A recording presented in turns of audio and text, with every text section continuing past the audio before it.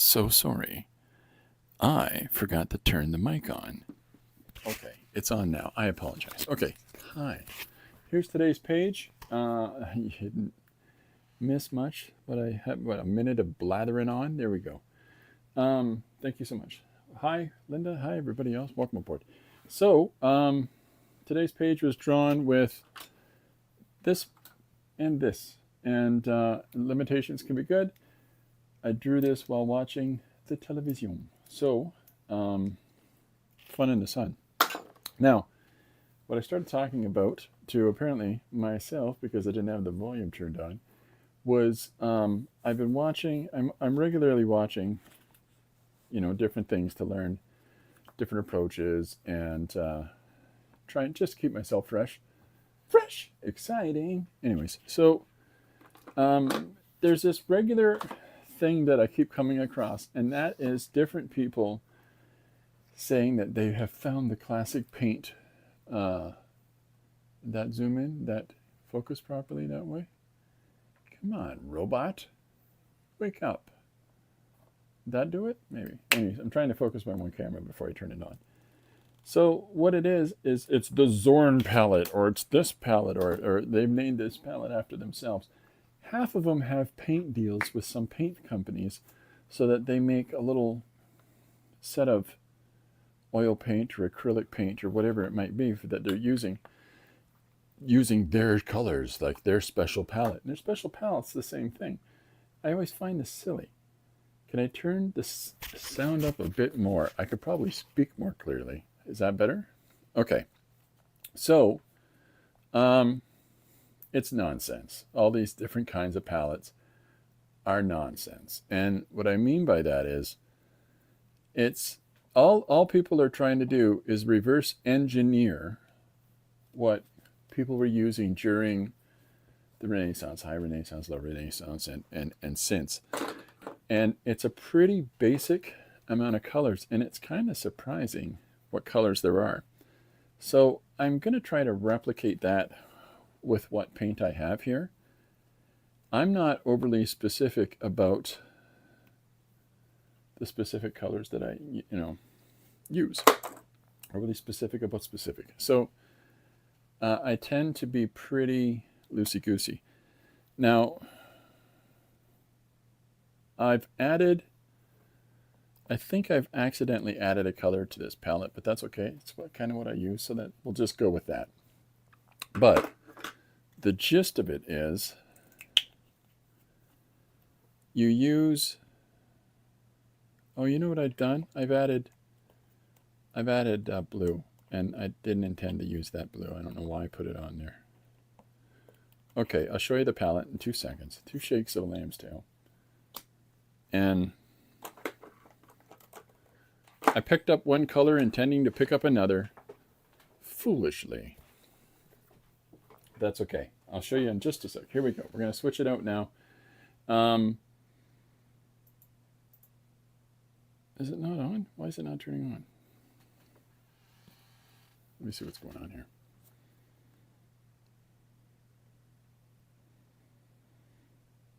Okay, we should be cooking with the gasolines as of now. There we go. Okay, all right, we're all set. This is an echo effect. Wasn't that fun? Okay, so here's the basic colors that, can constitute what people put on a Zorn palette. And what it is, and I'll do this on here. I got this is just a piece of masonite board that's been trimmed down. So I've got, so you've got your white, okay? And then you've got, I'm going to clean off the brush each time. You've got like a sienna or an ochre type value, right? And then you've got a burnt sienna. Okay, so there's your type of red.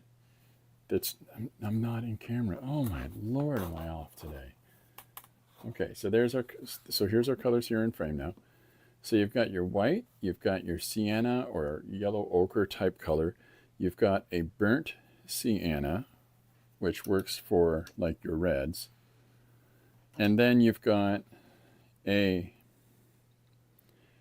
green, and there's all kinds of different names for said greens that people use. I tend to, for whatever reason, gravitate towards phthalo greens. Just how I roll, yo. And then you've got your black and your white. Now, people also put, oh, I've already got the white on there, sorry. Now, people also do variations of the form, and they will have like an umber in there. And with the umber, they'll have an ultramarine or like a, we have all kinds of different names for them and all kinds of different chemical compositions for them, but it's basically just a nice dark blue, okay? So those colors, you're going to see variations of them on all these different people's palettes.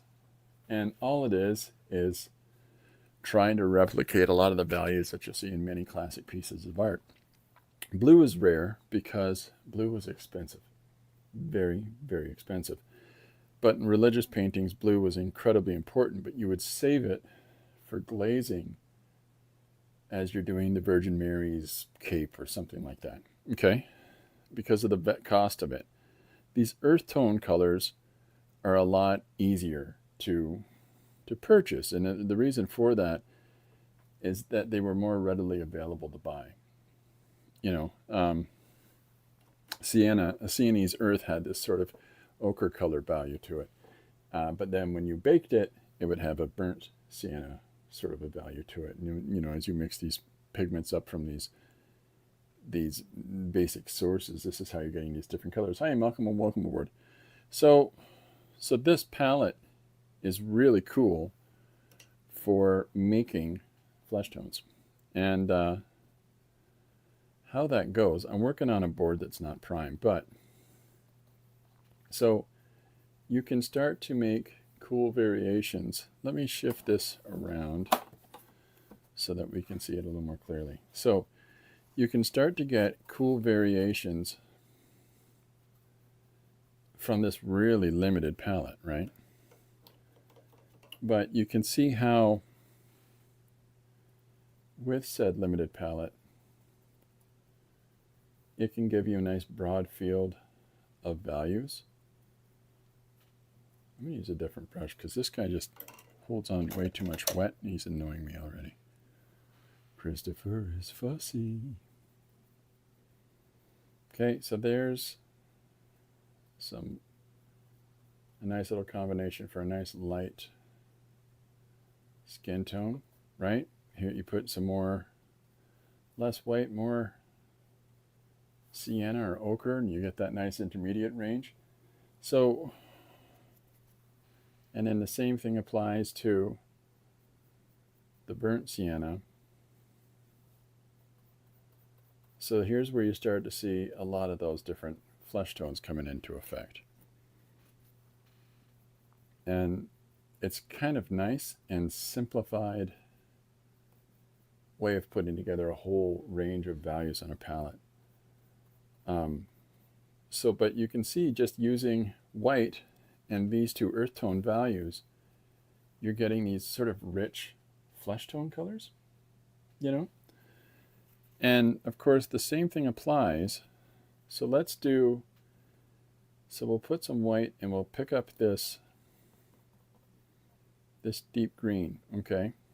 Now, this nice soft little green is something here that I put into flesh tones all the time for those little parts of the flesh tone where you get that cast shadow. I'll use this, right? And then of course you do one more pinch of that white into the mix, and it gives you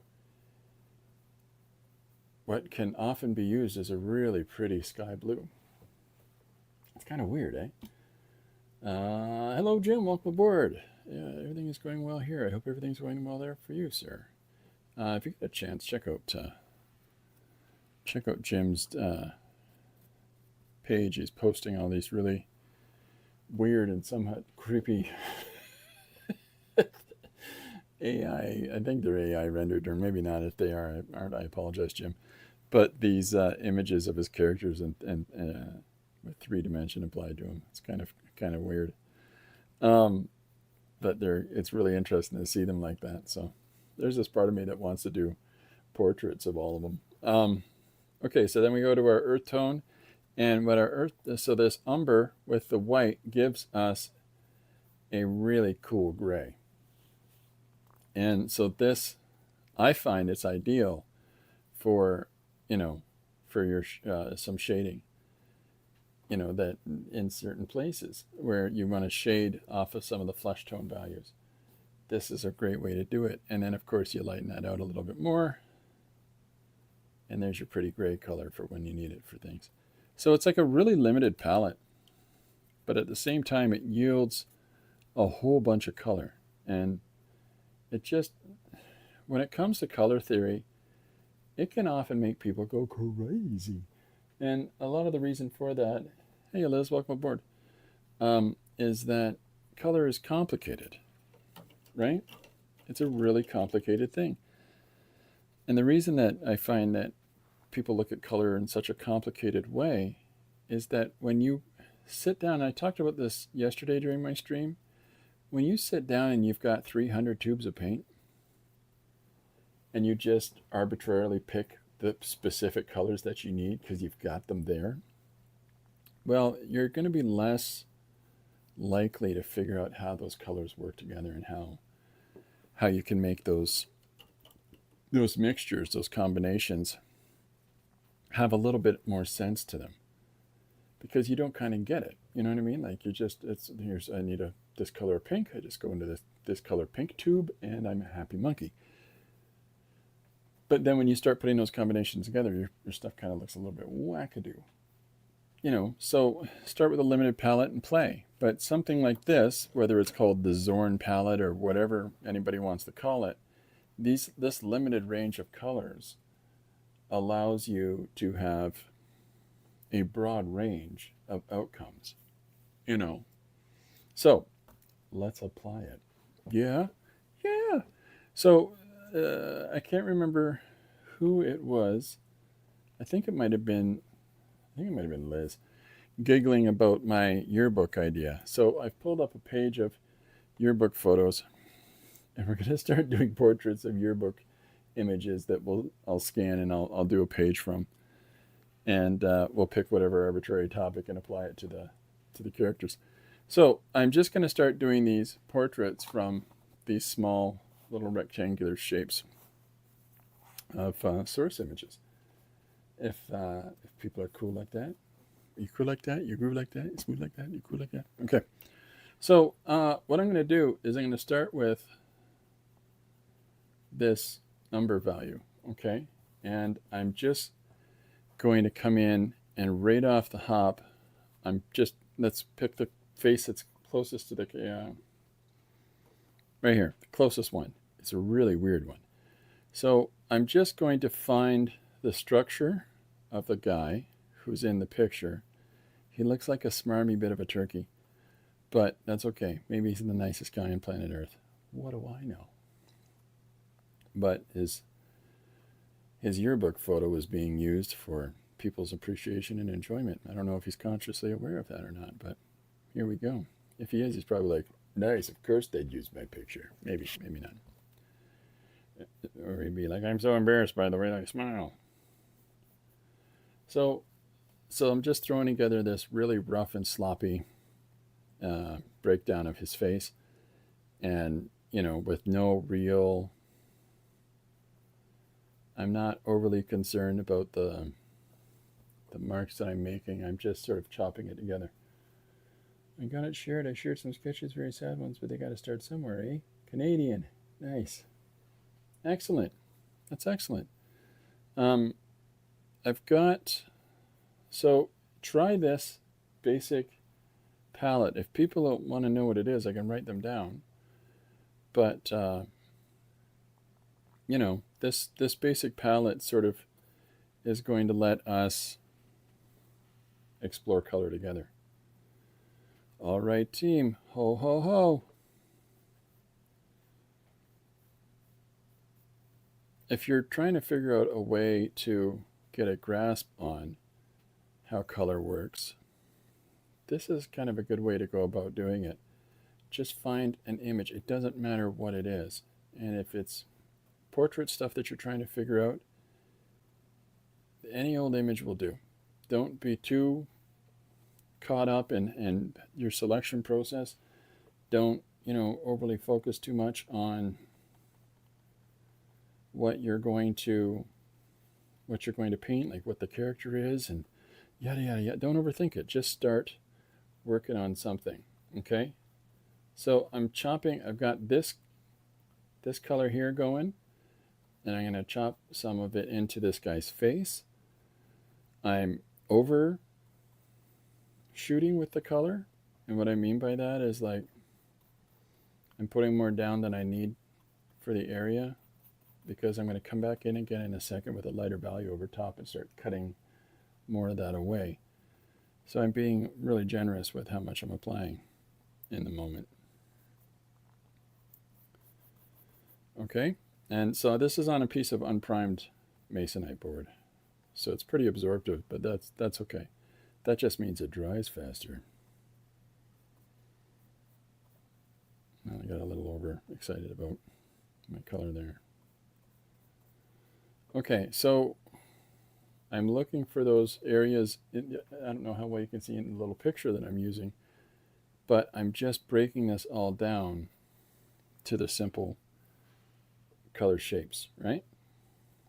We're not worried about all the details right off the hop. And so this is going to go towards our yearbook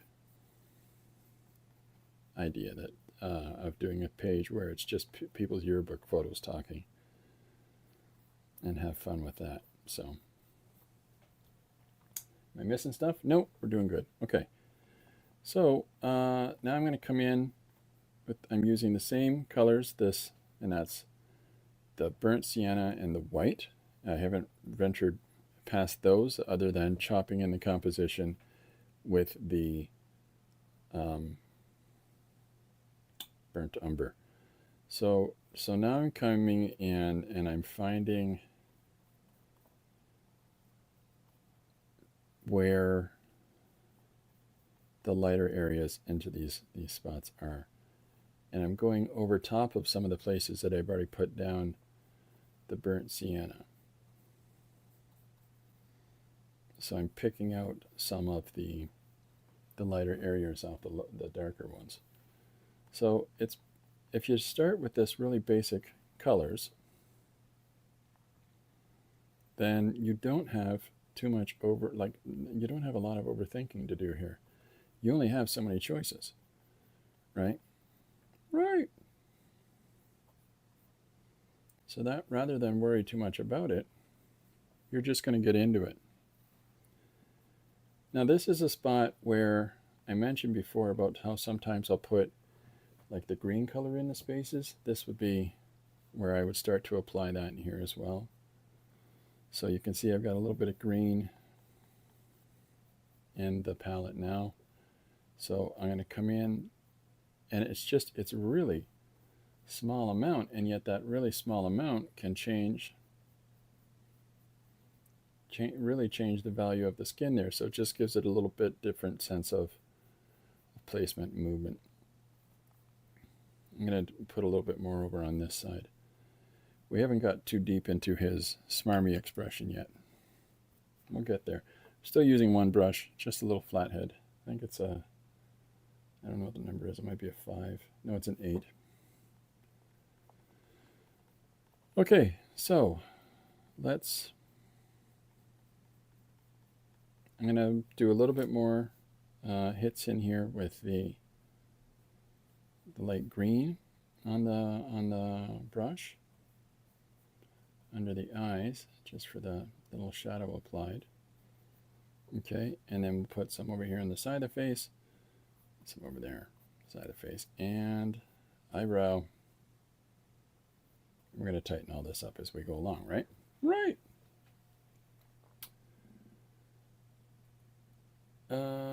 watched your interview regarding the book launch. There are 30. Yeah, I have. I've now done 31 books, and but 3 of them are available on Amazon.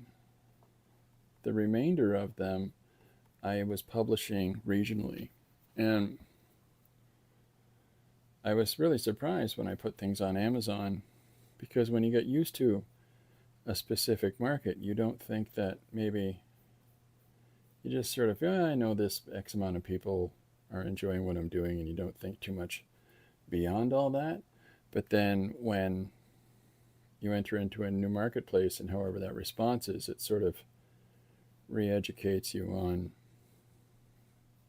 you know, what people think of what you're doing. I don't think too much about, the things that I produce. I don't overly consider that anything that I do has any larger value to other people. I'm just sort of enjoying what I'm doing. But boy, was I really, in a really pleasant way, surprised when, we started putting stuff on Amazon that other people like, hey, I think that's interesting and I would like to read it. I'm like, really? Yeah, people were buying my books just because they know me, and yeah. So I don't know. I think I'll do something with some of them. We'll see. But thank you for asking, Liz. It's very nice of you. Okay, so I'm really chopping in some of these light colors here, and this is this value here where I've put white into the raw sienna, just to really push those values in there.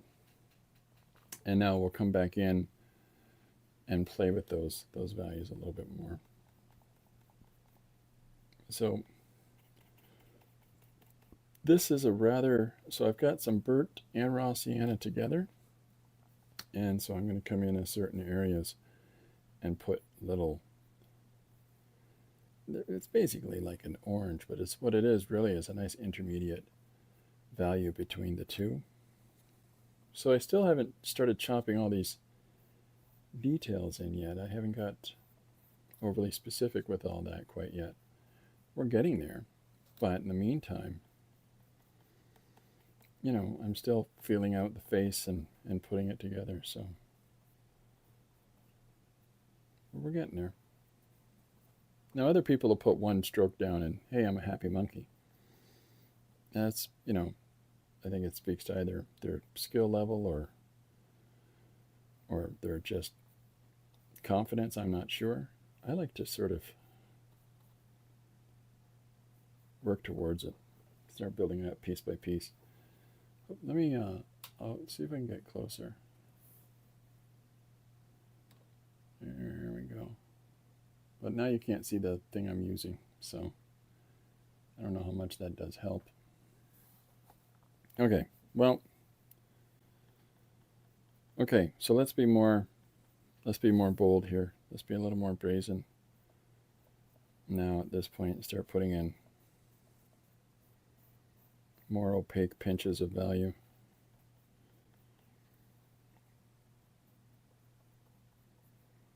To really start to put together his face. I want to find these interesting shapes that make things come together a little more clearly. And so I'm going to do that using color.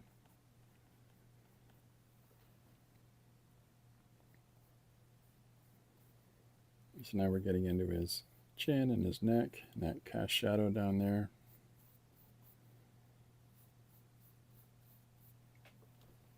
If this is, oh, geez, the damn thing shifted again. Excuse me a second. Okay. I'm having trouble with my setup today, clearly. All right, there we are. Now I'll get my face out of the way. You don't need to see me. There we are. All right, so I'll move some of the palette back in. There we are. Now, so I'm being a little bit more aggressive and deliberate about where I'm placing colors as I'm putting together the shape of the face. You know, just trying to find where these values make the most sense. So it's going to be a lot of movement in the face, a lot of different shifting values throughout now. Not enough.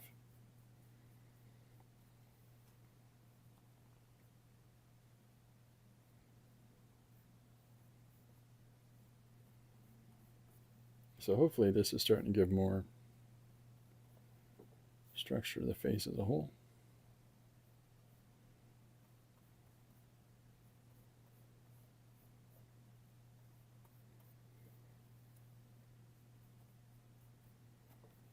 Am I missing anything?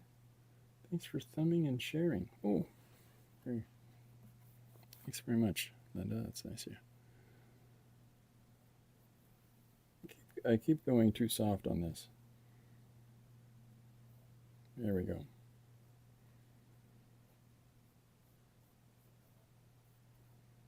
Now we're getting there.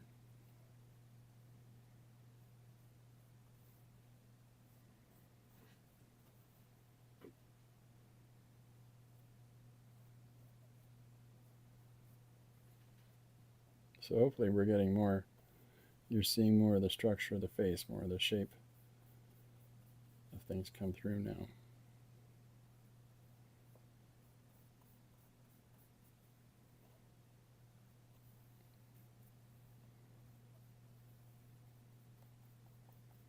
It's making it a little tricky not having primed this surface first. That's okay. We'll work with it. We'll make it do what we want.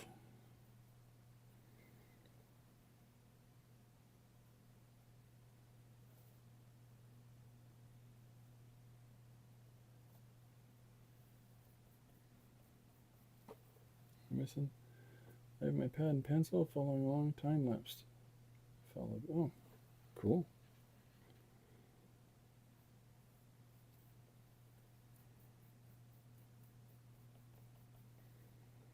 So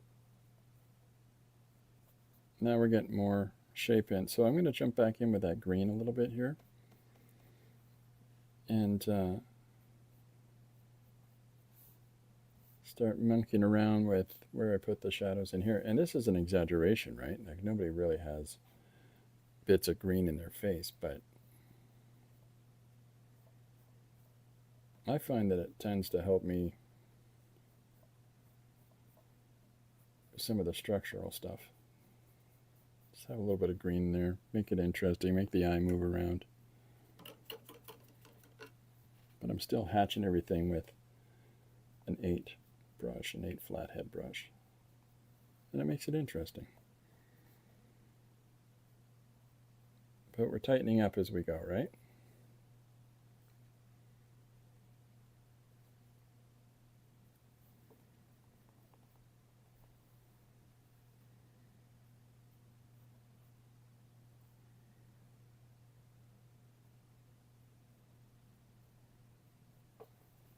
So hopefully each of these little marks is starting to make a little more sense.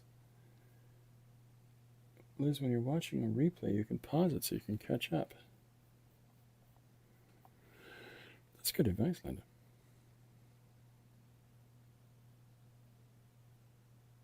I think we all do that when we're watching a thing. We try to keep up with it and then realize, man, this goes quick. Oh yeah, I can pause it, but you get X amount of the way through before you realize that. I think we've all done it. So now I'm picking a little more of these little emphasis points, right?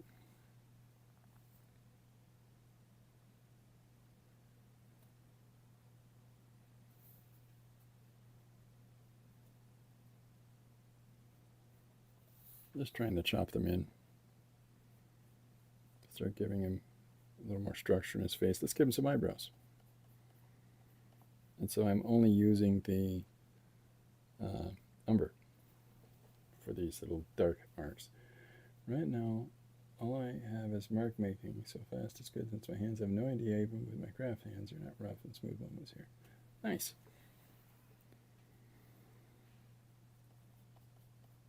So for those really dark spots, in this limited palette that I've shown you, I will take some blue with the burnt umber.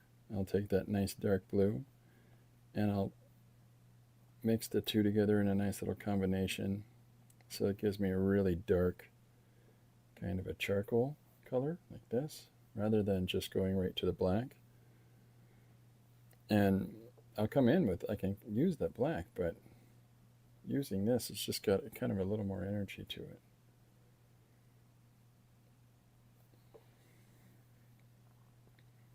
This is a really loaded brush.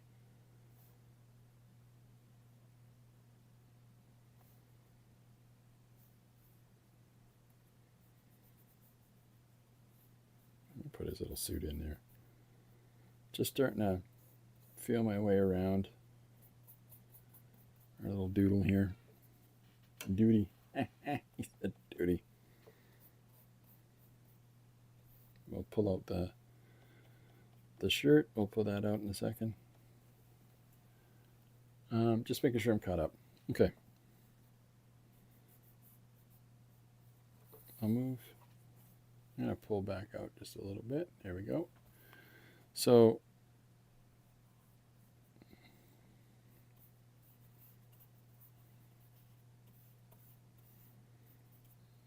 here's his hairline.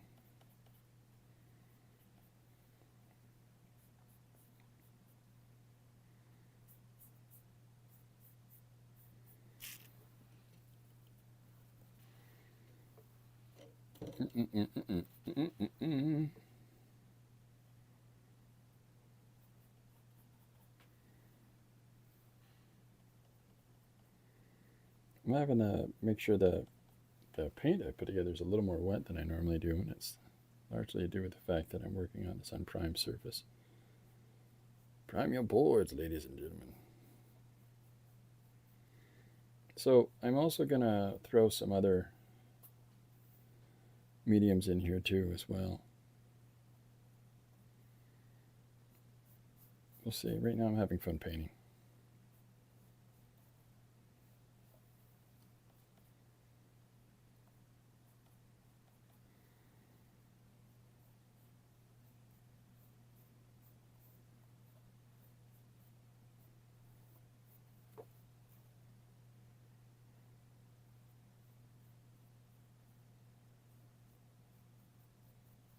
Here's where I think I'm getting his smirk in now.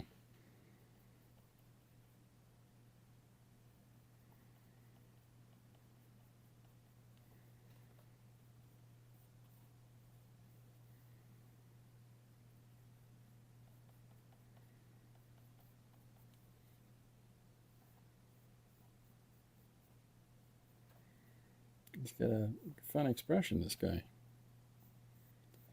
I don't know if other people like to try different things or not. I tend to think people do. You know, I'm hard pressed to stick to something, like to one thing. I'm often trying to incorporate things together. Rough is fine, just keep going. Nice. You have 1,000 expressions, it seems. Oh yeah. So now I'm picking some of these highlights out here in his face. Just extending how many different planes there are in his face and how the light hits those different things.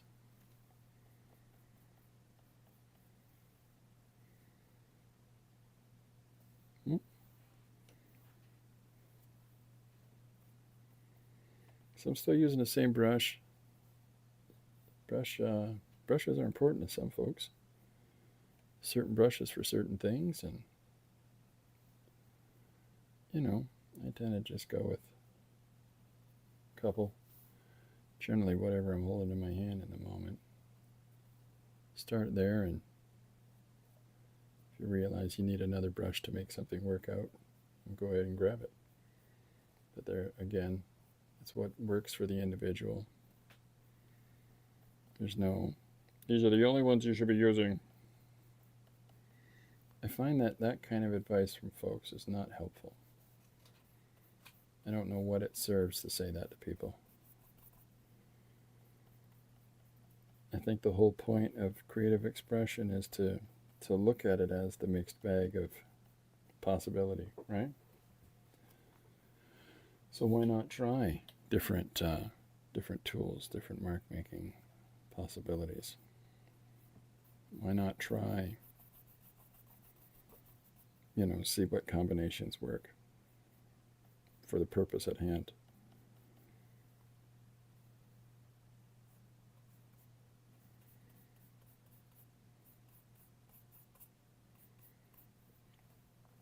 And the more that you get along, the more that you should feel you can do these little hits of higher contrast values like the whites and stuff like that, because, you're just getting closer and closer to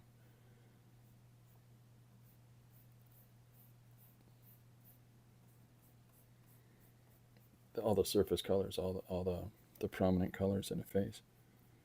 And it's those little nuanced ones. It's those little poke of white under the eye gives the eye more shape, Poke of a white in the eye gives that sense of reflection in there. Little raising of the cheek, the highlight on the tip of the nose, bridge of the nose. It's as soon as you start getting into those moments that's where everything starts to tie together, and you just got to let yourself get to that point. And it's not going to happen if you're constantly second guessing the marks you put down. Put them down, cover them up. Find the right mark a minute later, It all comes together over time. It's just getting to it. Now, like I said, some people have far more direct applications of the values within their painting approach, and there's great benefit to that facility. I'm not there. I tend to work up to it. So,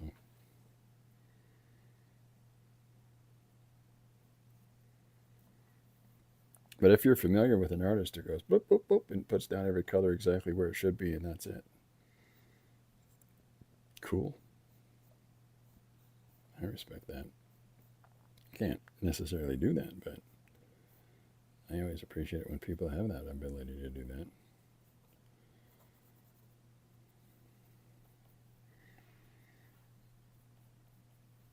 So I'm working my way from the center out. So that's why I'll start putting more and more color out towards the outside edges, and sort of the face gets a little more full, and the chin starts to fill out a little more, and I don't know, it's how I find it comfortable to put marks down.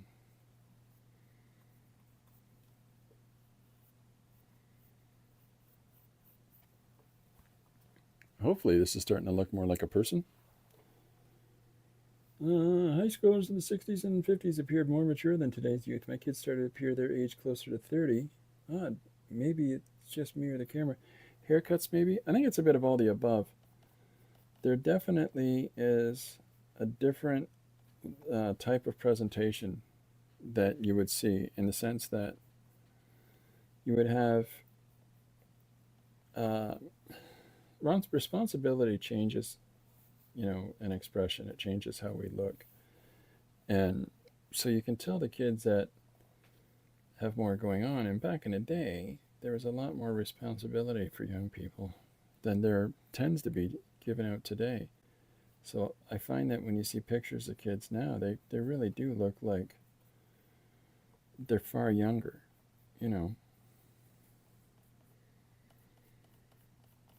But I don't know. It's a weird thing, isn't it? Maybe it is time and place. Oh yeah, kids when I was young, blah blah blah. I don't know. I don't know. I just know that when I see our oldest grandchild is graduating grade 8, and so you know, as we look at, we got her ordered her pictures, and as we were putting new picture in her frame on the shelf that we have pictures of the kids, grandkids on, you can see the change in her face as she's getting older. And yeah, she still looks very young, you know, like she still looks much, you know, much younger than I think I looked when I was that old. I think I looked, a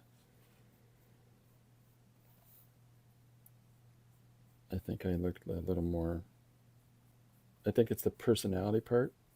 I looked a little more old in that regard. But at the same time, I was a late developer, so in some ways, I looked like I was 12 years old.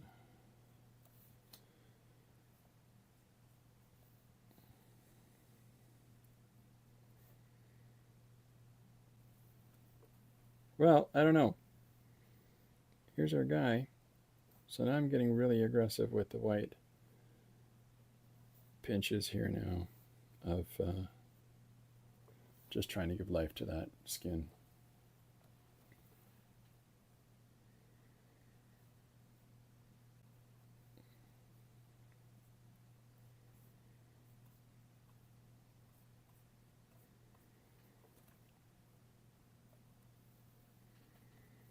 So here's our guy. Now, does he look exactly like the image that I'm pulling from? No, I've taken real departures with it.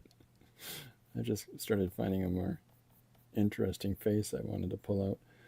But, you know, I'm not doing a portrait. We're doing an exercise so much.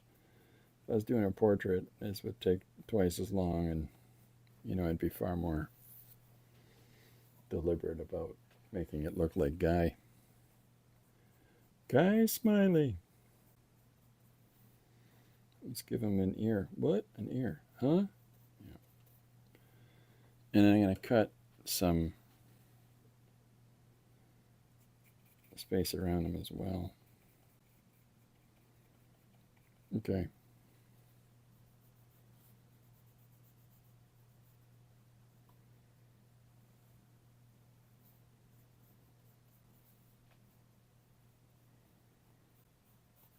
Let's see how much this changes the colors that are in the face.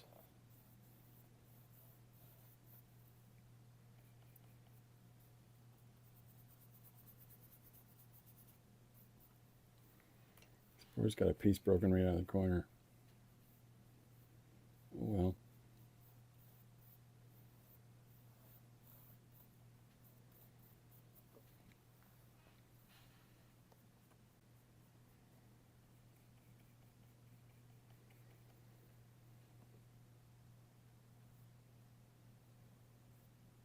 Sometimes putting in that, whatever that background value is,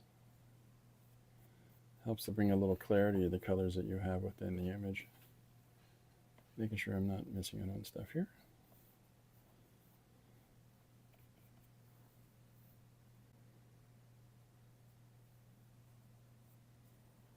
So the monthly comic jam thing that we do is always in black and white. And there's always this part of me that I'm going to put in all this color. And I restrain myself every time. Because not everybody brings color mark making tools out. And, you know, I don't necessarily want to say, hey, everybody use all the things that I have, because that's how I always lose things. But, you know, at the same time, there's a little part of me that, you know, I really enjoy color. So I often want to put real application of color into things. So I got a really deep charcoal value here. I've put a little bit of black in, the combination of blue and umber. So here's our first yearbook picture coming together. So we can have him say interesting things.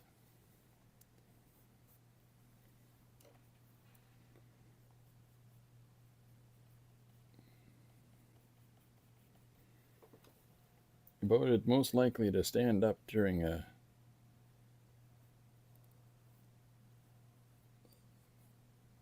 stock person's meeting and suggest the way that he thinks the company should go. That's this guy.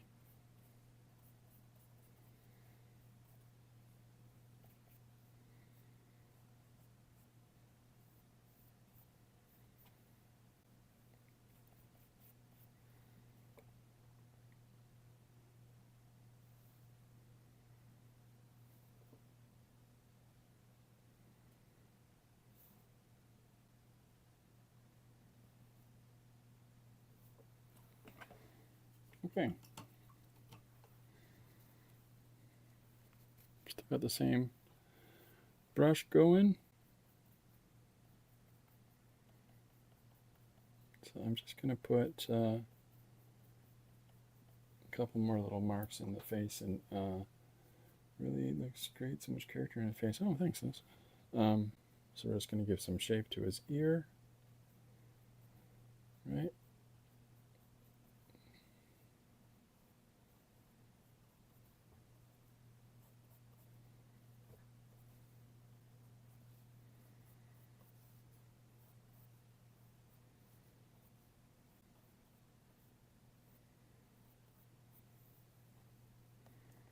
So I'm just running down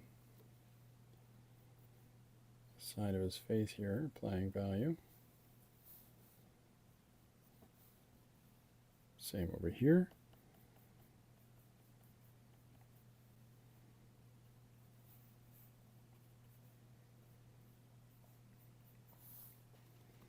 It's my background is in painting, and so this is kind of a big giveaway today, because I think that seeing the way I paint a face kind of fills in a blank maybe about the way I draw a face,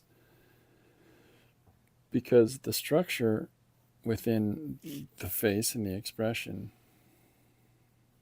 you can tell more by the different ways that we apply marks to a surface. When I'm using paint, you can see some of the deliberacy of where I see shadows and where I apply color.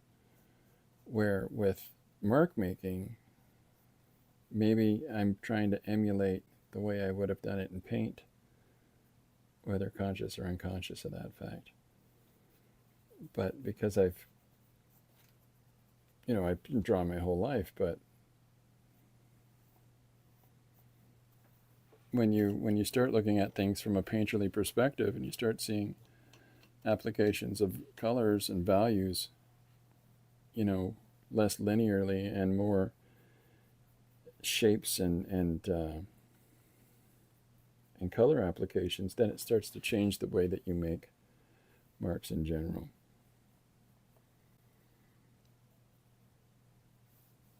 So now I'm just trying to put in some happy little marks over here, give him a little more shape in this side of his face.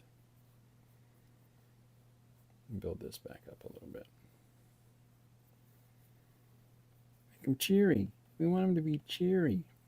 And then little highlights in his ears.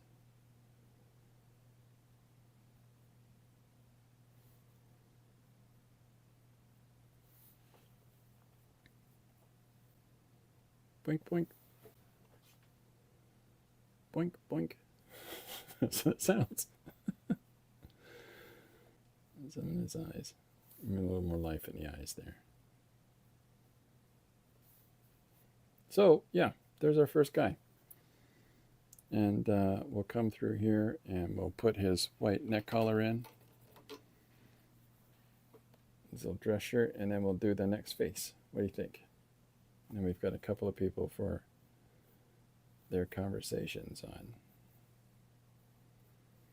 from their yearbook pictures, and then that'll be the basis of our page.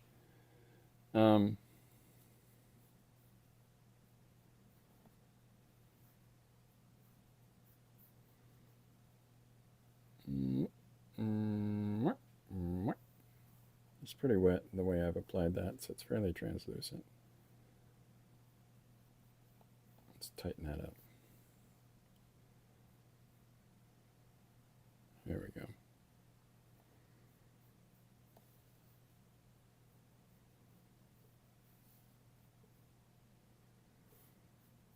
come in with our little green here and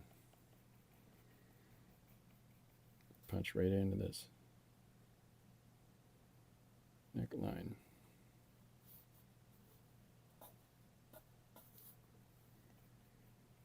Same on this side.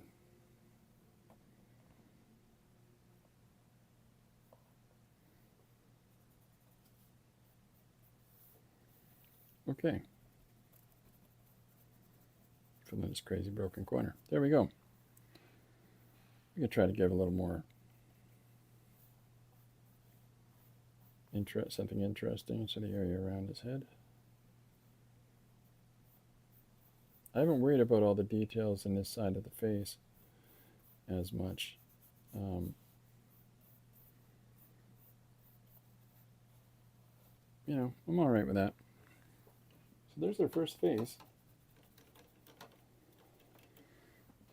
So all this is masonite board that we're using. Maybe I'll try to focus in on a little more, if that helps. Camera, you gonna move? Hold on, gotta use my other hand, I forgot. Isn't that weird? It doesn't register my one hand trying to adjust it. So there's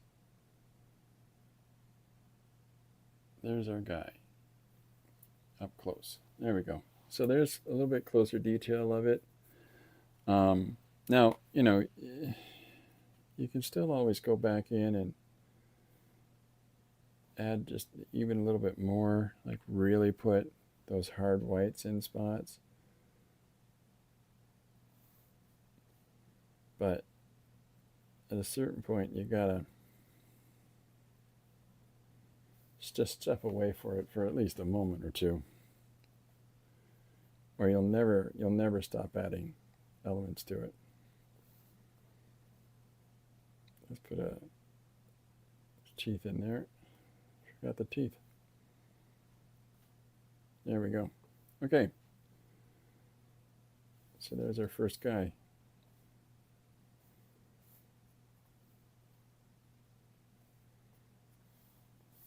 There we are. Okay, there's our first face. Let's do a girl. When I turn the... All right, so there's our first one. What time are we at? We're in now. That's all right. Let's keep going.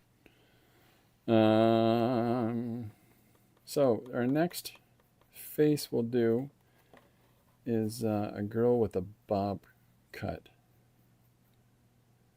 So, or what is it called? It's a beehive. I'm going to paint a girl with a beehive.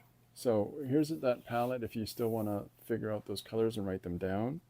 If people would like to know what they are, I can write them down for them if they want. Hiya, Chris. Welcome aboard.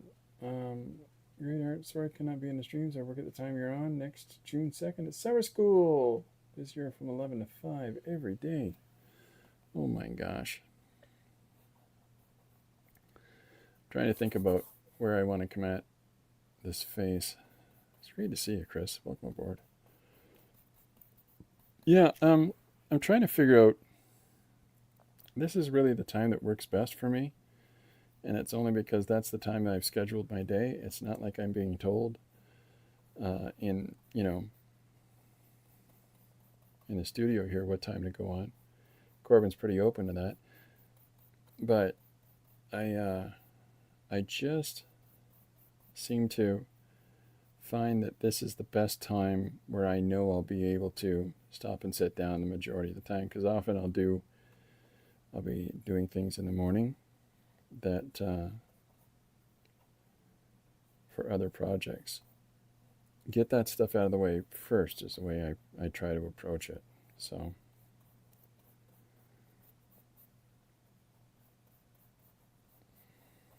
okay, so I'm coming in with this. I started painting the composition together first, which is generally not how I do it. I don't know why I did.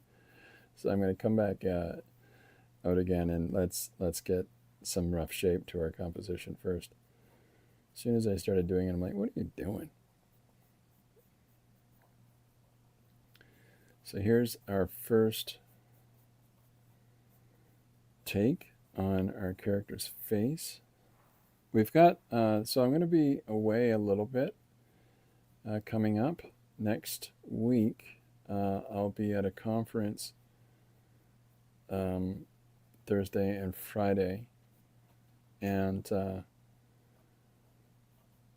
but the earlier part of the week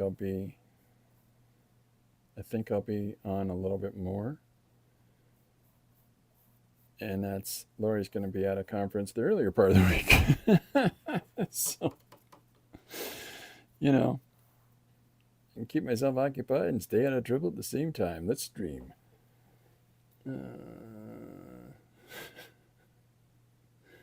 Watch last video replay. If you haven't time to talk to my students, let me know. I have the same level at the unit of creativity and art again. Yep. Let me know, Chris. Whenever you want me to come in, I'll come in. I'm cool like that. Whatever works best for you.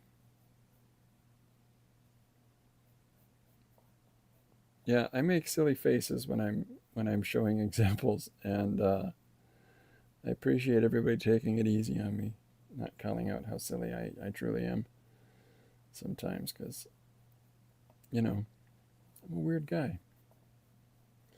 That's why my friends call me Whiskers.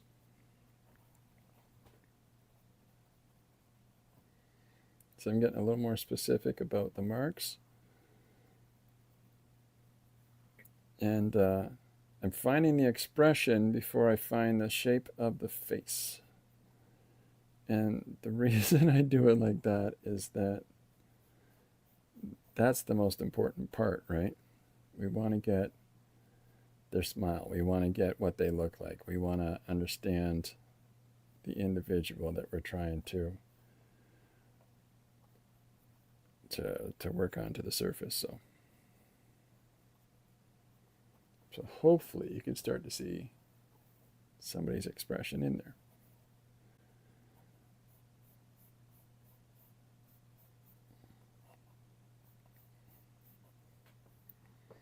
I'm painting a girl with a beehive, and I'm not going to put most of her hair in. That's just cruel, man.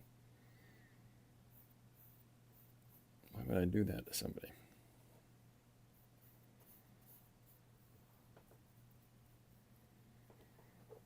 You're missing stuff. You're a busy person. Take care of those students. There you go, Chris. That's Linda saying to you. Or Liz. Oh, Linda saying it. Yep.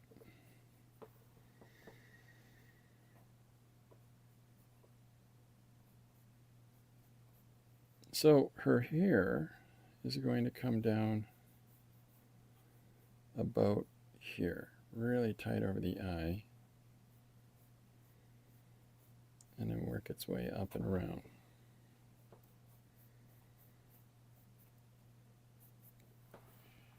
It's very quiet in the house today. I don't know why it's so quiet. The cats are sleeping, which just means they're going to be an absolute nuisance later, wide awake when I don't want them to be. Full-time worker now, and then no more free time. Part of administrative staff, a full-time teacher all year long. That's fantastic, Chris. You've worked your way up to that. That's in London, where I live. Here in Canada, they're cutting 35% of the college's staff because our local college got a little overzealous with putting all their eggs into the international student basket. And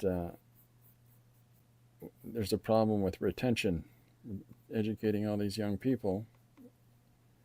And there's only so many spots in these schools, and we're letting these people get educated, and then they take off. Many people don't stay here, and so our premier of our province here has said flat out, no more international students are going to be enrolled for any of our medical education programs for the next 5 years or something like that. Like, it's pretty brazen, but a lot of kids are applying, going to living here in Ontario and aren't getting in. And, it's strange, but I'm really happy when I hear about people like Chris, who's worked their way up in her position.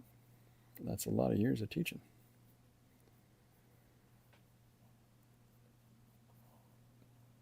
But it's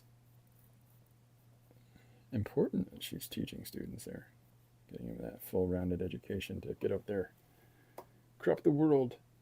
Love where you start the features of the face instead of drawing an oval. Oh no, the immediate features in the face are more important than the outside shape of it. We want to get these things down. We want to make sure that we understand how their face goes together. And then we figure out the shape around it, right? Because the shape around it just fills in. It just sort of comes together because we've already figured out interior mark making. Anyways, it's great news that Chris is you're in that position with the administrative and teaching spot, because yeah, I hate to see seeing how this is going to affect a bunch of our educators here in London with their teaching assurity. So it's nice when you've got yourself in a spot that you've worked your way to. Congratulations, Chris. That's really good.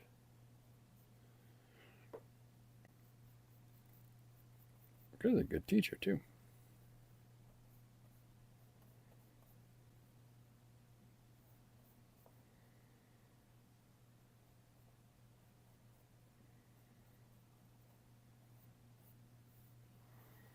So now I'm coming in with a slightly lighter value, picking out some colors again.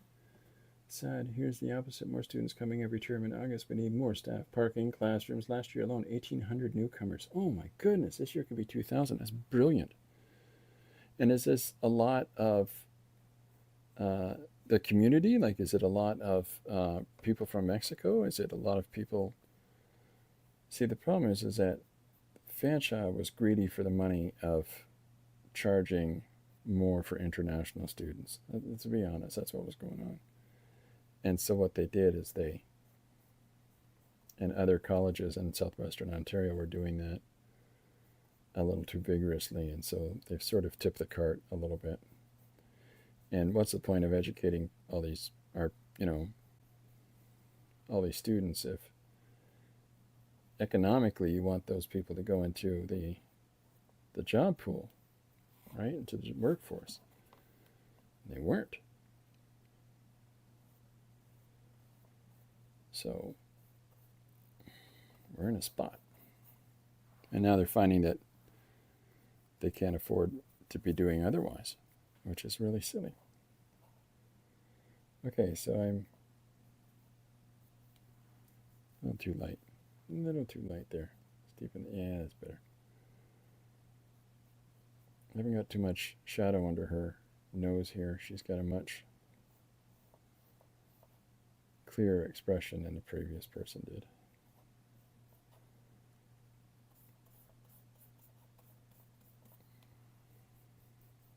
So does anybody else have a different approach in how they start putting together a face when they're painting? I'd be curious how other people go about it. You know, there's merit to every approach. It's really what works comfortably for you, right? So this is our second face that we're doing now, and this is for our page that we're doing where we're using old yearbook photos for our characters that will be having a conversation on a yearbook page. Just fun little silly idea.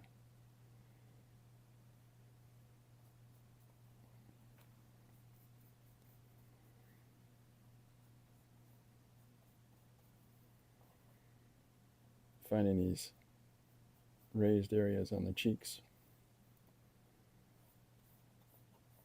Getting some of these little lighter areas in place here helps me guide myself along.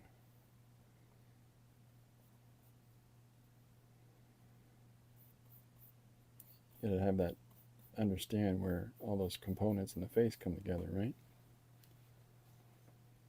Yeah, that's great news about so many more enrollments. That's almost 2,000 next year. Whew. Yeah, I hope you've got help there on the campus too. I hope you've got some aides. I'm not sure what they call them at your campus, so I call them aides. Aide de camp. Anyways,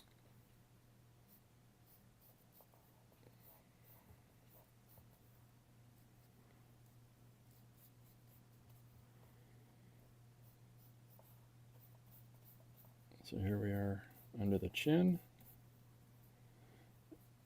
So I'm going. So I like to go back and forth. Light value, dark value, da da da da da da. Right. And going back and forth tends to help me just sort of check myself along the progress. I want to make sure that, if I'm bringing a contrast in one direction, I want to be able to make sure I have that balance for it to go the opposite.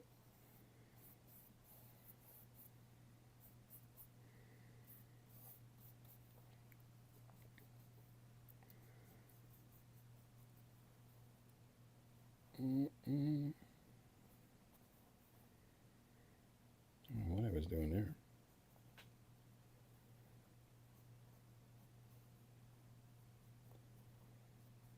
Some of these little darker skin areas, shadow areas under the hair.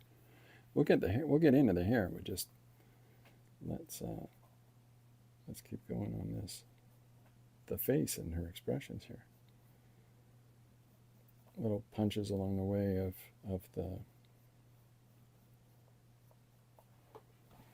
the values as we're trying to get more shape to that face. Gotta go. Time to go home to eat. See you around. Take care. Take care, Chris. Good to see you. There's one face with no straight line cheek. No, no, no, not yet.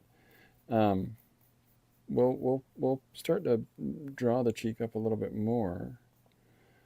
I just think she's got a nice little soft complexion, so I want to keep that. If I over accentuate it too early, I'm gonna make a mess of it, I think.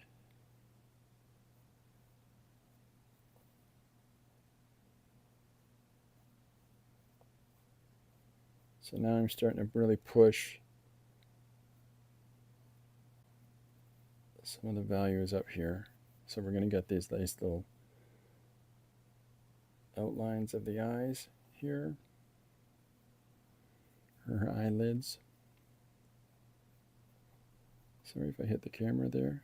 My big old hat on.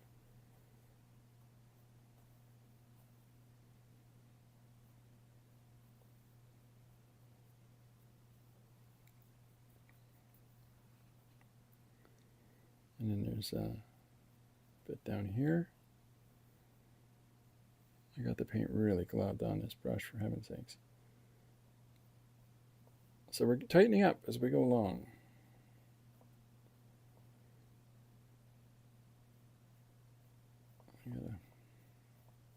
I'll clean these teeth up in a minute, but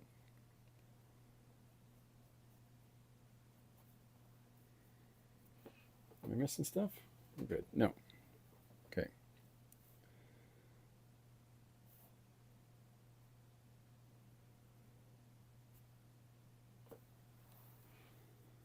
Holy cow. Those eyes are just coming out of the darkness. Whoa. She's got vampire eyes right now. I'll fix it.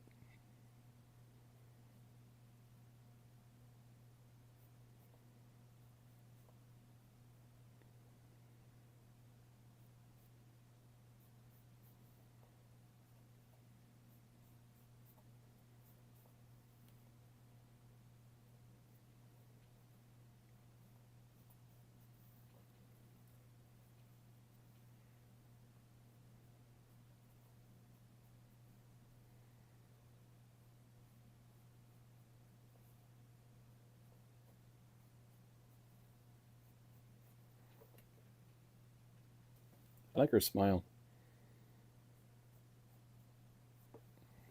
She got one of those honest smiles, lots of teeth. Um,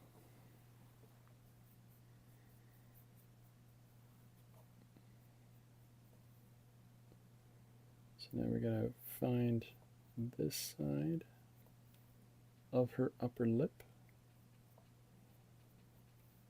Here we go. And then we'll cut into this side of her cheek. Again, I like using these smaller images to work from that I often show here in the stream. And the reason that I go work from the smaller ones really is because of the fact that I'm not tied down to, having to find all of those details, all of those elements, and just getting swept up in replicating the photograph, as opposed to trying to find those colors and understand that structure myself as I'm painting. So if you find that when you're working from an image, unless you're literally trying to do a portrait of somebody to replicate that face, that image, then don't feel so tied to it. And if it helps you to work from something that's less clear, do so. Give yourself that freedom to breathe. So this is this limited palette that I was referring to earlier at the start of the stream. If you're interested, I talk about the colors at the start there, and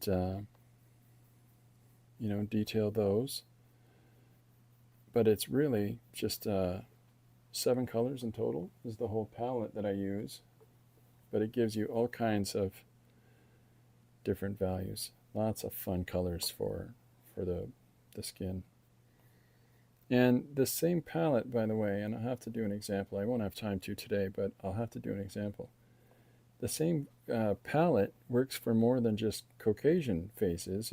The same palette works for all faces, right? It's just a case of trying to catch the different colors of the skin.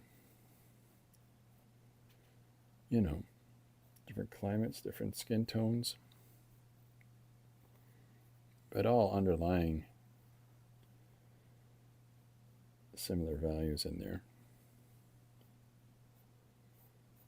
So I'm gonna start monkeying around with the hair a little bit here for a sec, just to start to make some sense of the structure of it. So bear with me. Is that in? I think it's in camera. Yeah.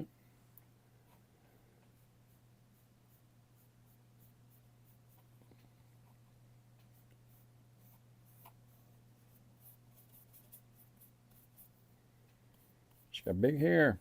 This girl's got big hair. Big smile, big hair.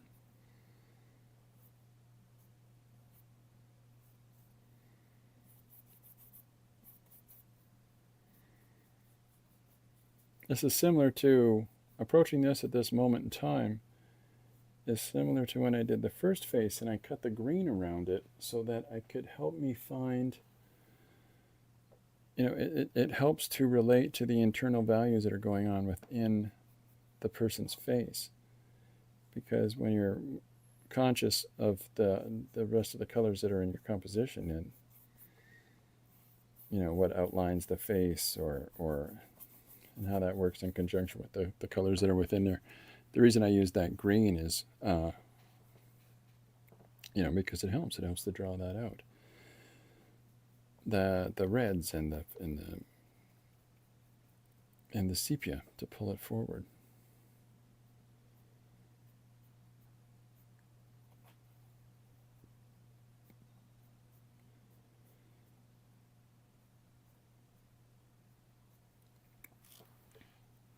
We'll come back there.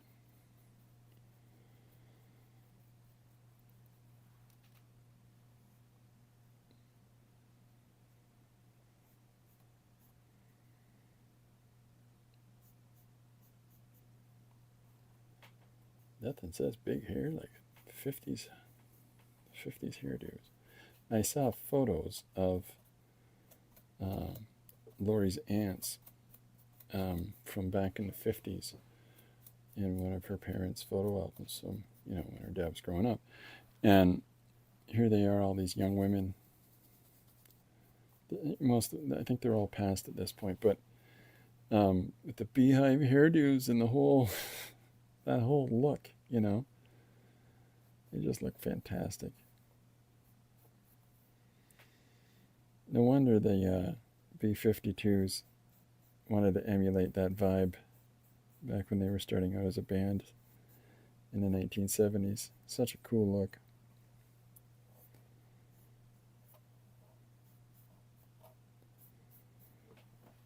So hopefully she's starting to look like a somebody.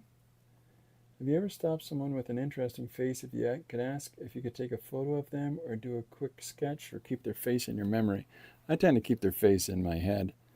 And that's largely because, you know, I don't want to be like, oh, you have a wonderful face. Yeah. You know, that can be really awkward for some people when somebody approaches them like that. And I'm a large person, so, you know, it would be uncomfortable for people to have, you know, be approached in public by this large gorilla that says, I like your face. I want to picture you. There's a lot of creepy dudes that do that to men and to women because they're perverts. But, you know, and not everybody, right? There's lots of people with legitimate interest, but I don't want to be misconstrued. It's almost like you have to pull out your sketchbook or something and say, look, no, really, seriously. I draw people. I paint people. Because otherwise you're like, yeah, okay, guy. Ugh.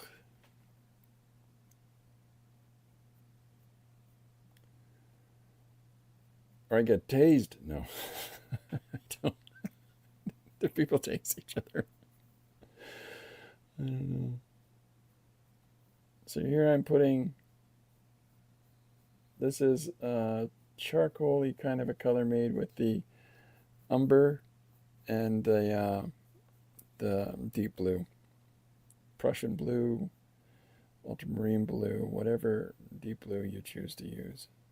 There's different variations to each, but you know, they all work. It's a fun question, though. Appreciate that, Liz. Yeah, and then I'm gonna put together the outfit here as well. So that's,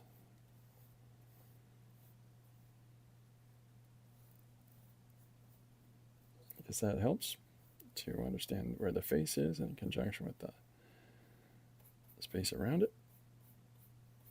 And then we're going to cut out the background too, like we did before. I'm trying to clean this brush off. So I'm going to load up with this green that I did the other character's face with, and we'll start pulling the background away from the face a little bit. And it changes. I mean, it really does change things when you put that, whatever that color is that surrounds the portrait, because they do work together.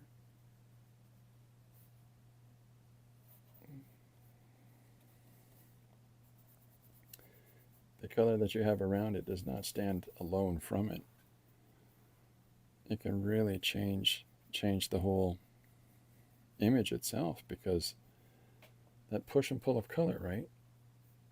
You know, and is it a complementary value? Is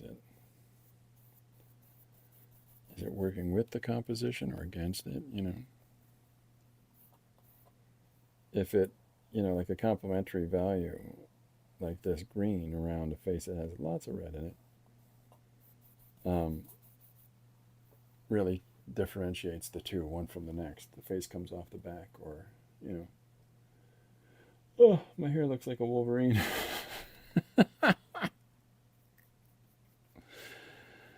I have never had any control over my hair, ever. It has always had a mind entirely of its own, and that's fine. We have an arrangement, you know. I'll do my best to take care of it if it just tries to stay up there. Just stay up there on top of my head. And I won't be too pushy about it, making it have some kind of style. My hair is like, that's good because I'm curly haired and I will not agree with you.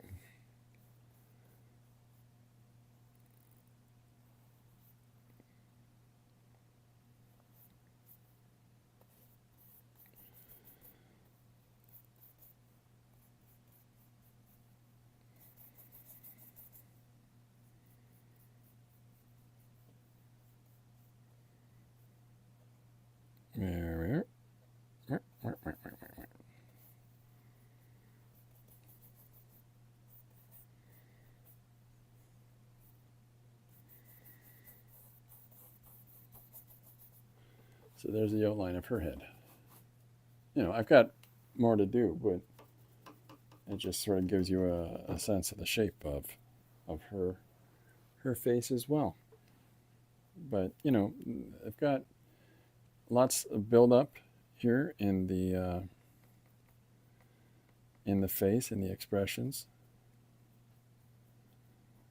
and but now we want to really give a couple of those little punches there, where we start to pull parts of her features forward, like I did with the cheeks on the other guy, and that helps to really change the, you know, stop it from being as flat as it might have, you know, been before. So I'm really trying to add some value.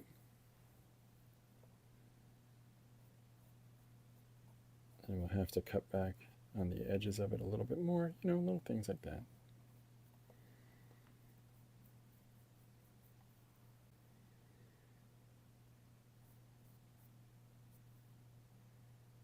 Let's get that bottom lip in there. Yeah. I'm following along. My shading looks like fur, so she's tall, so she's half ape on mine.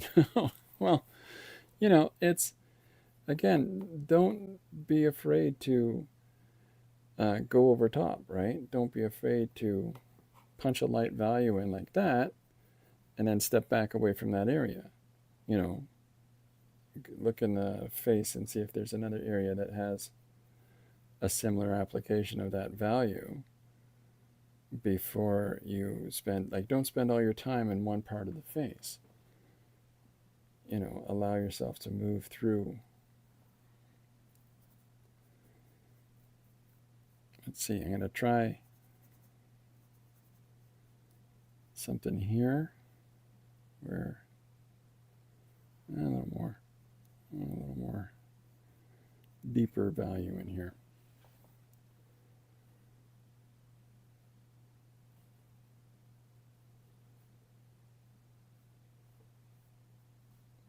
So we're working on her bottom lip here now.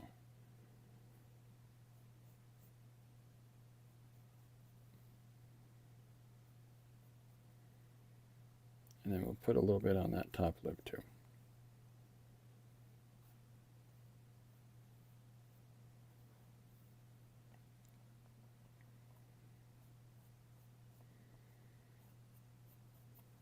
See, like a moment ago when I put these applications of value on the cheeks, they really kind of jumped out. But then as you come back at it again a second later, you know, you'll pull it back in again. You just sort of keep it tied in to the other values on the face.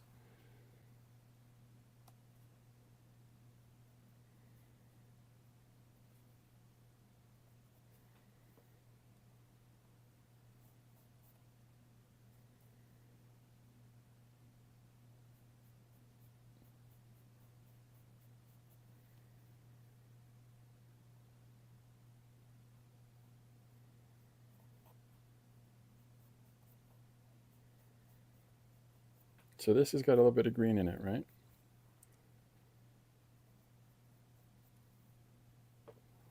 Well, people are finding this interesting, not too all over the place.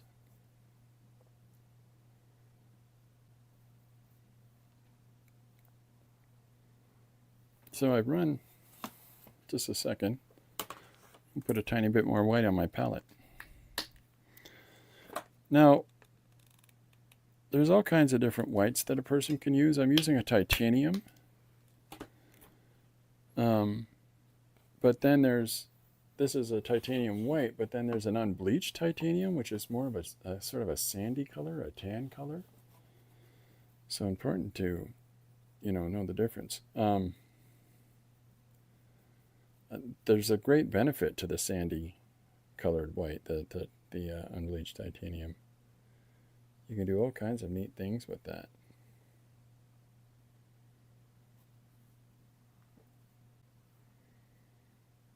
Okay, here we go.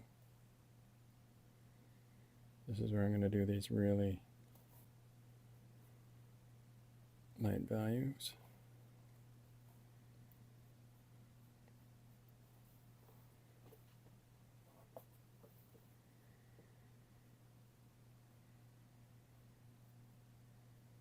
This is where I'm really wanting to emphasize these certain spots on the face.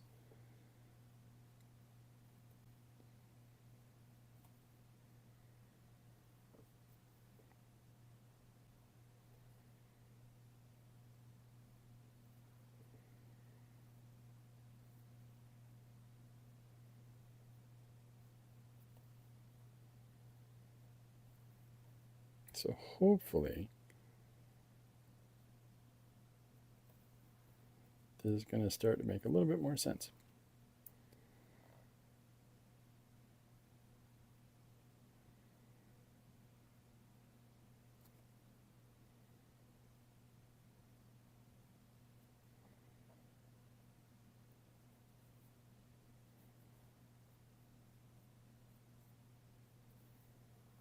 There we go.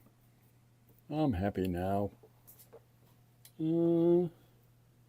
Supposedly beauty is measured by perfect alignment right side of face to left. Do you do that or allow the face to have some variance? Variance to me is more expressive. I don't. I've never understood the measured face business. With the supermodels and stuff, especially when they all tend to look alike.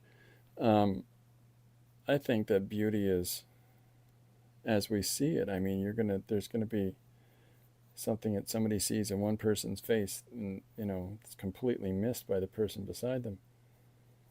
It's really what we're drawn towards. But when we're doing pictures of people,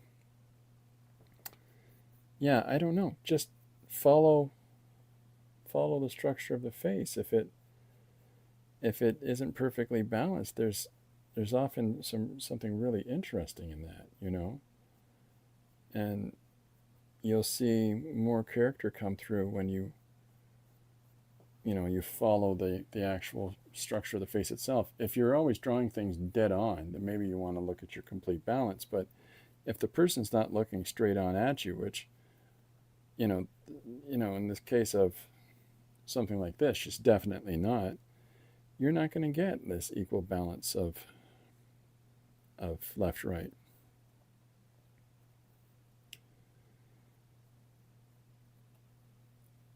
Maybe if it's just her staring right at the viewer, that'd be different. But oftentimes you'll see people looking in different directions, or their focus is drawn to some piece of subject matter within a larger composition, and they're not always just looking straight forward. Seldomly, in fact. Which one's more interesting? Well, it's how it applies to the piece, right? It's how it applies to the whole thing. Even in Liberty Leads the People, Liberty isn't looking at the camera. If you know the image that I'm talking about, it's the big French Revolution picture with the lady in a flag and all of the people rising up in the streets and marching forward. Yeah, she's not even looking at the viewer. Now, you can get more and more polished. You can get far more tighter in your applications, and people often do. But I don't know. I think I'm kind of playing today. And I'm not, I tend to be,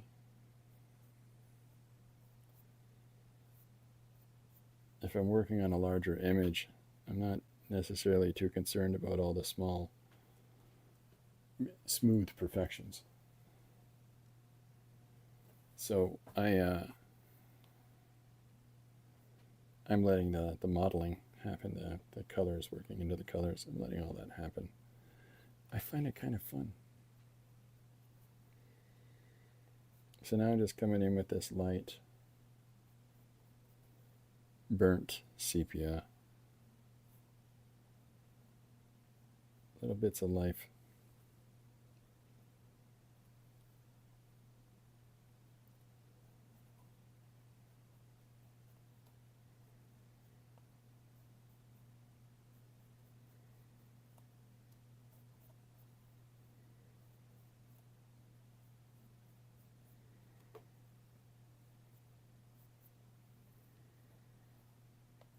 All right, so I think I'll just do the hair and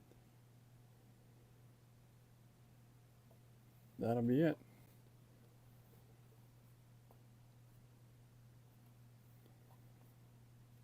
I'm doing little spots of really light sepia, or I'm sorry, burnt sienna. This is a burnt sienna that I'm using right now.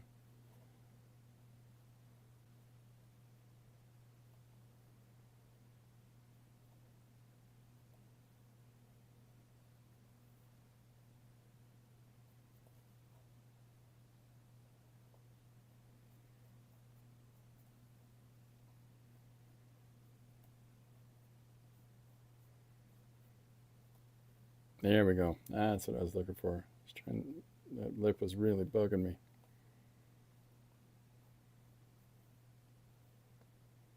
Yeah, that changed it. It's funny, but one mark will come in and you go, yes.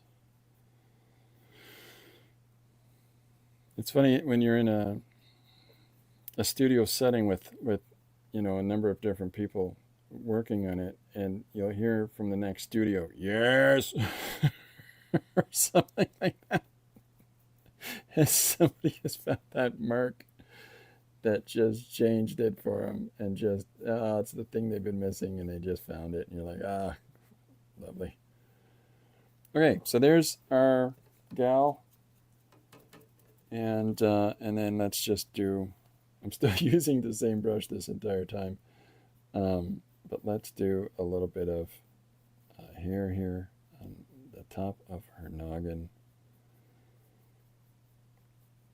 and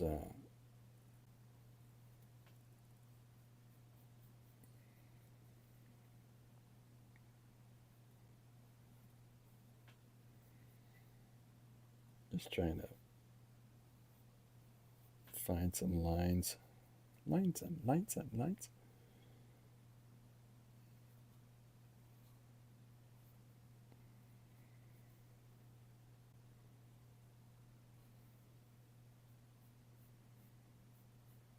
I could switch to a smaller brush here, which would make more sense to do, but I'm almost done now.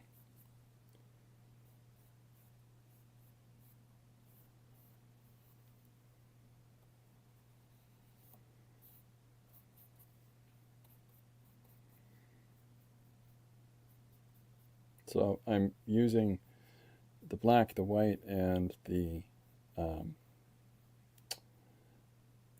umber here for this hair.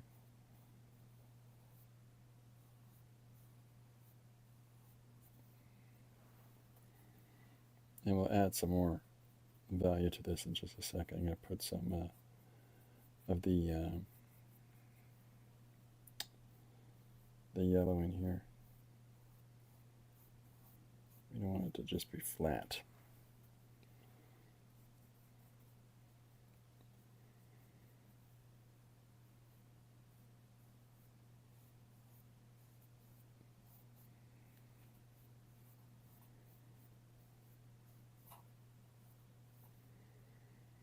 She kind of got like a Mary Tyler Moore vibe.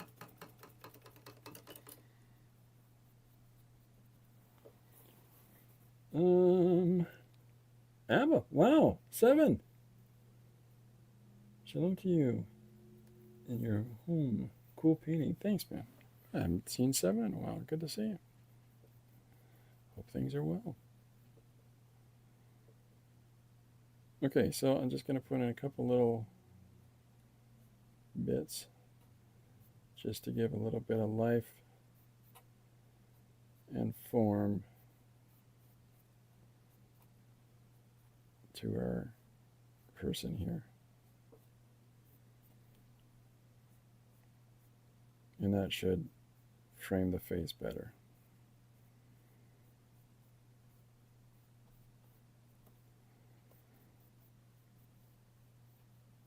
So I hope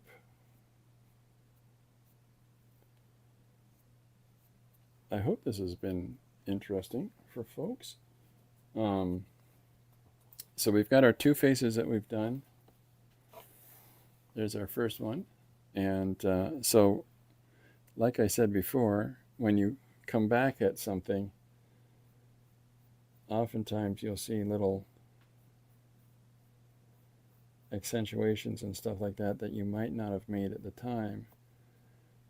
But when you come back to the face, you'll look at it and go, oh yeah, just punch that a little bit more. You know, and sometimes you have to step away for a second to find that, right? And you don't have to complete the whole thing in just one go. You can come back a minute later and pick out those highlights, give a little more shape to the cheeks, you know, give a little bit more into that smile. It changes, a single mark can change the whole shape of a face, really. And I like that. I like that can happen, you can do something like that. And like I want a little bit darker right here. Still not enough for me. Yeah, see? Something like that. Just gives more energy to the eye. There we go. So there's our first guy. And here's our second one. And I'll probably end up doing another one for the page for tomorrow. Linda Wren's long time. Shalom to you. There you go. So there's I'll pull out the camera. Can we do it?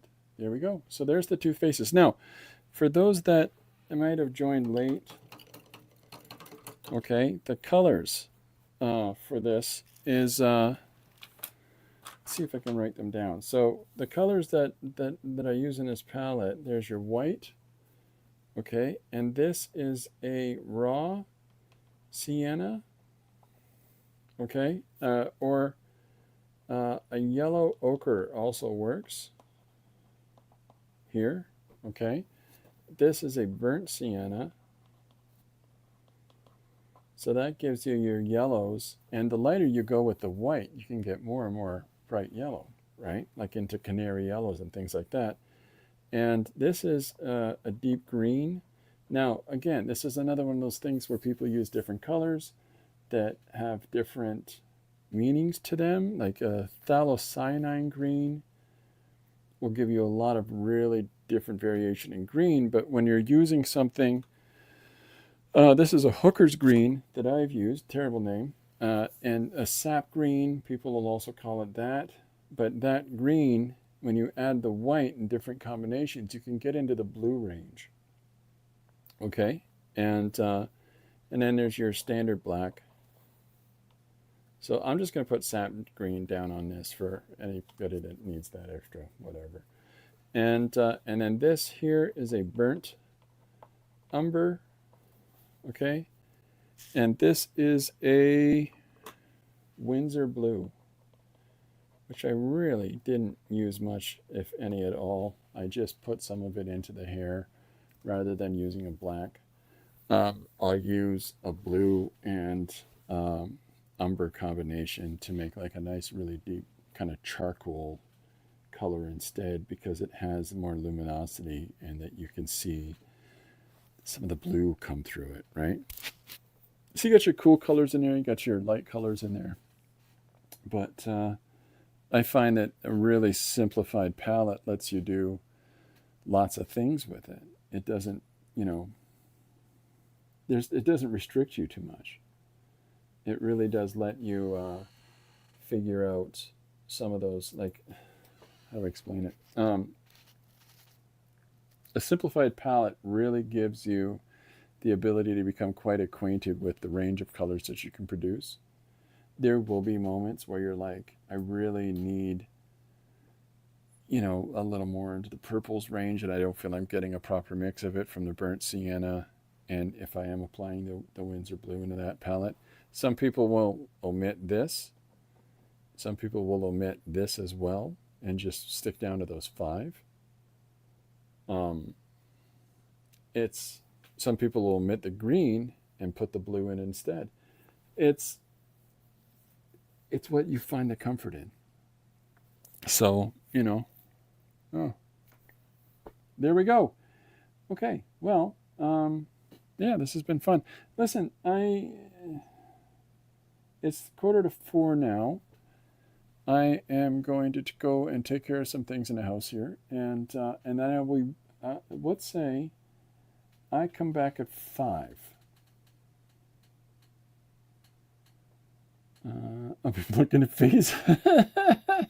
Liz is going to be looking at faces when she goes shopping. It's okay. It's right now. It is 3:46 here in London, Ontario, Canada. So,